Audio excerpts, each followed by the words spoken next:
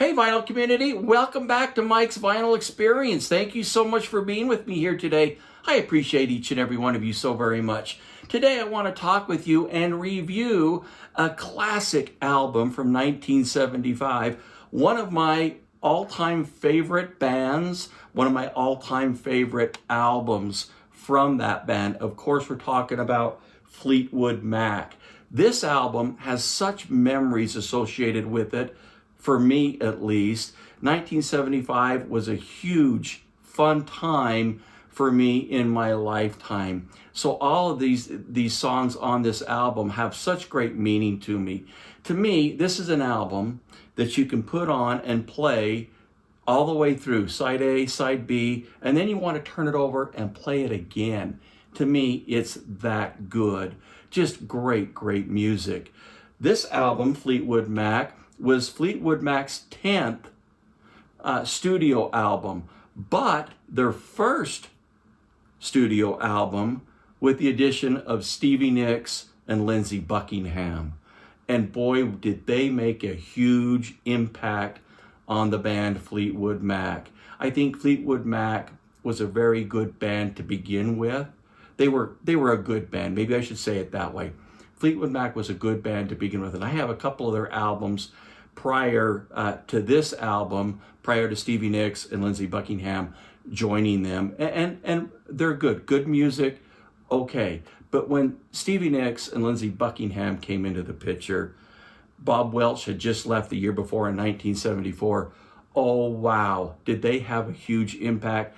I think Fleetwood Mac went from a good band to an incredible, standout, amazing band with the addition of those. Some of the best songwriting for Fleetwood Mac, I believe, came from Lindsey Buckingham and absolutely, most certainly, Stevie Nicks. She's an amazing artist in her own right. In fact, I get to see her in concert on Memorial Day this year, so really excited about that. Well, anyway, let's jump into this album, Fleetwood Mac. The release that I want to talk about today of Fleetwood Mac, the 1975 iconic album, is the very latest one that has just been released, I think, in February of this year from Vinyl Me Please. Now, Vinyl Me Please, I'm not a member of their record club, but I have bought some of their albums from time to time on particular ones that I like, and so far I've been pleased with what I have gotten from Vinyl Me Please. I do know that there's been some controversy. Honestly, I'm not even sure what it is about pressing plants and so forth. I'm not really sure up to speed on that. You'd have to look elsewhere for that information.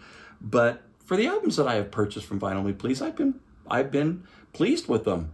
I think they've done a pretty good job. This album in particular, the Fleetwood Mac album, was mastered by Ray and Kay Smith at Sterling Sound. He also cut the lacquers there as well. Really, what are you getting? And I believe this is $40 through Vinyl Me Please, $45, and is readily available as I'm doing this video today. Let's take a look and see what we get in the box, so to speak, from this. One of the things that I think Vinyl Me Please has done is the album covers are pretty nice. This is not a gatefold, but they've done a pretty good job. Let's take a look and see what we get inside the sleeve here. Let's take a quick look at the vinyl first, which is really an interesting thing here. The vinyl is black and white, kind of what they call a quad black and white, kind of interesting. You know, I'm neither here nor there on how they do colors of vinyl. It doesn't seem to affect play any. But anyway, that's the vinyl. What else do we have in here? We've got the lyric sheet, which is really a nice thing that they've got in here. Really nice addition. And then also in here they have a little booklet. And I believe this is an 8-page booklet going through here that talks about the band, talks about the album, also called the White Album by some folks back in the day. I never did call it that. but apparently there's some that did. But I think that's really kind of a neat little addition. Let me tell you one other thing that came with it. Oh, it's right here in the sleeve, that I think is really, really neat. Look at this really quite nice photograph of the band that came with it. I think this is nice. This is very suitable for framing, I think, and would be a great collection to any music room, including mine. But really, really excellent, excellent album. As always, when I review these albums, I go through and listen to it quite intently and thoroughly, at least 3, 4, maybe 5 different times. What I'll be comparing this album, or at least this pressing to, is a Mobile Fidelity version of the album that came out in 1979 by Mobile Fidelity. Stan Ricker was the remastering engineer at that time, and I had the original pressing. And like I did with a number of albums, and I kind of regret it, but I did it and I have to live with it anyway, right? I had the original pressing, but when I got the Mobile Fidelity version back in 1979, I kind of got rid of the original pressing, basically for space. And so I felt at the time with my system, which was not too great of a system at that time, the Mobile Fidelity sounded better, and it did, and it really did sound. It was a better pressing than the original pressing, at least to my ears at that time. But anyway, what I will do is go through and kind of talk with you about the songs on the album and my observations on how this album, this pressing, the Vinyl Me Please pressing, sounds. Now keep in mind, this album is now readily available from Vinyl Me Please. I believe the price is $40 to $45, depending on where you're at. Of course, you're gonna, if you're not a member, you're gonna get shipping tacked onto that. Of course, if your state adds tax and that kind of thing as well. So you're probably gonna be looking at a $55 to $60 investment by the time you get it shipped to you from Vinyl Me Please. But let's go ahead and take a look, and I'll kind of tell you my observations of this album, and I'll just pick a selection of cuts from the album. We'll talk about them. So starting off on side 1 from the Vinyl Me Please release of Fleetwood Mac album titled Fleetwood Mac, starts off with Monday Morning. Lindsey Buckingham, great song on this album. His vocals on this cut are excellent. Overall definition is clean and precise. Good extension in both top and bottom octaves on this song. Great cut. Warm Ways, second song on side 1. Christine McVie's voice was just a gem. It was so sad to lose her this past year. She's just a wonderful performer. We had an opportunity to see her and Fleetwood Mac in concert, and I'm thinking it's been 3-4 years ago down in Las Vegas at T-Mobile Arena. A great show. The mix and the sound wasn't spectacular, but you know, just listening to Christine McVie's voice as she sang Warm Ways and others, just sad to see her pass away. What a beautiful voice Christine McVie has and had. Warm Ways is such a beautiful song.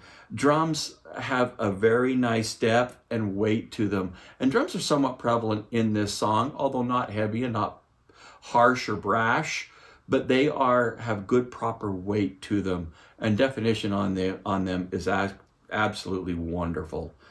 Blue Letter, a fun song with great rhythmic drive, probably one of the funner songs on the album for me. I love this. Blue Letter, it's a song, another one by Lindsey Buckingham. Great song. Probably the most popular song on the album is the 4th song, Rhiannon. This is a Stevie Nicks performs this song. She actually wrote it as well. In my opinion, Rhiannon is one of the greatest songs Fleetwood Mac as a group did ever on any of their albums. I think it's a phenomenal song. Stevie Nicks' voice is impeccable on this cut. Stevie Nicks' voice is very unique. in general. I love her voice. She's wonderful. As indicated, we're going to see her in concert on Memorial Day. Excited for that. I just absolutely love Stevie Nicks. She is just one of the most extraordinarily talented women artists there is out there, if not ever. Not only has she written so many wonderful songs for Fleetwood Mac, but her own discography of music that she has done just for herself is impeccable. Not to mention, she has written so many other songs for other performers. I mean, this woman is extraordinarily talented, and love her voice. Rhiannon, just absolutely one of the greatest songs, in my opinion, that they ever did. Stevie Nicks' voice is amazing in general. It's just absolutely beautiful on this cut. Overall balance is spectacular. I think they did a great job in the remastering of this album. This song really certainly shows it. Moving on to Over My Head, another fantastic song, excellent musicality, great definition, both top to bottom, balances really, really, really well. Crystal is an excellent song as well. Moving over to side 2, Say You Love Me, another really, really popular song. Christine McVie written and performed this song. Just a great, excellent song. The guitar work in here is just phenomenal. Drums sound extremely good on this cut.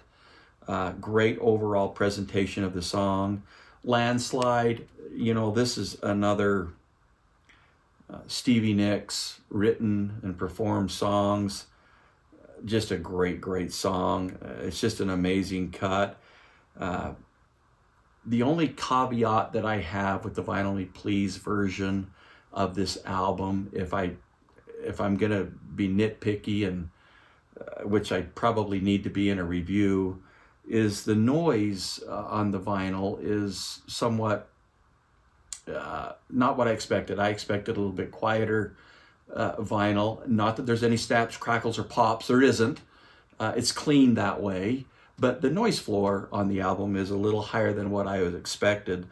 And to be honest, the Mobile Fidelity version, and I'll talk about this here in just a second, but the Mobile Fidelity version of this album, the vinyl is actually quieter. Not saying that I like the Mobile Fidelity's presentation of this album better, but the 1979 JVC vinyl that Mobile Fidelity used when doing this it's a quieter vinyl than this album is. I don't know why, but it is, at least on my system and from what my ears are hearing.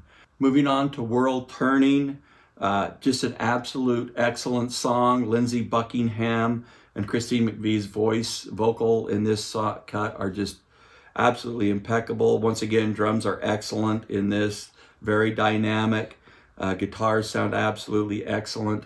Moving on to yet another great song on the album, Sugar Daddy.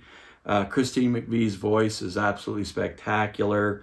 Just excellent dynamics, in particular with the drums on this cut. They just sound clean and crisp and proper weight to them. Sound absolutely excellent.